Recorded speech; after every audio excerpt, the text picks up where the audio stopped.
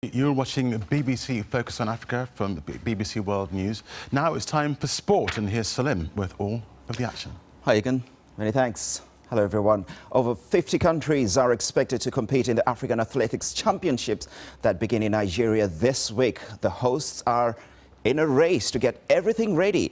They also face questions over whether their star athlete Blessing Okagbare will compete. Celestine Karone reports. The newly refurbished Stephen Keshi Stadium will be the venue for the championship.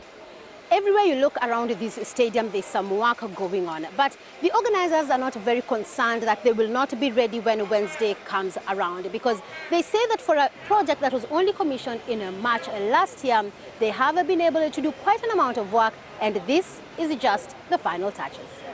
The hosts will field a team of 95 athletes, but their sprint queen, Blessing Okagbare, is still a doubt to compete. If I can actually run, it would be just 100. With the 200, it's just a little difficult for me to do anything. Olympic champions Caster Semenya of South Africa and Kenya's Conseslus Kipruto are among the top stars expected in Asaba, where athletes will also compete for places to this year's IAAF Continental Cup.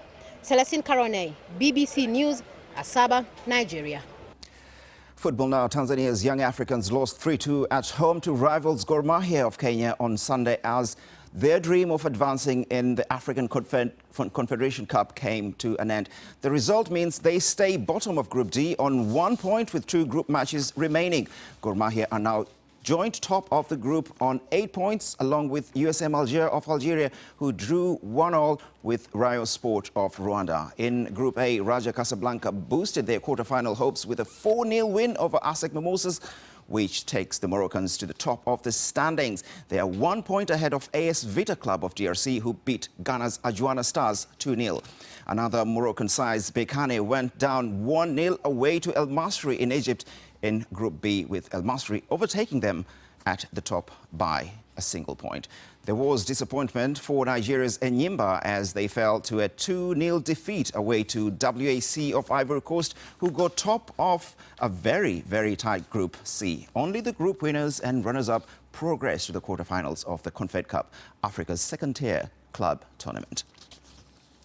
Tanzania's women football national team, who won the regional Sekafa championships in Rwanda last week, arrived in the commercial capital Dar es Salaam today as heroes. The team, also known as Kilimanjaro Queens, retained the trophy after defeating Ethiopia 4-1 in the last game in Kigali. However, Tanzania's Football Federation has come under criticism after the champions traveled to Kigali and back by bus. The round trip is about 3,000 kilometers. The Football Federation says it was meant to give a better opportunity for fans to enjoy the win with the players as they traveled back.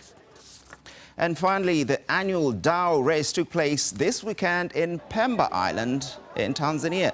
The race is among several local events in the East African island to celebrate a good harvest. Daos are boats normally used by fishermen. The winner sailed away with $500 in the blue waters of the Indian Ocean. That's all the sport, Egon. Salim, thank you so much.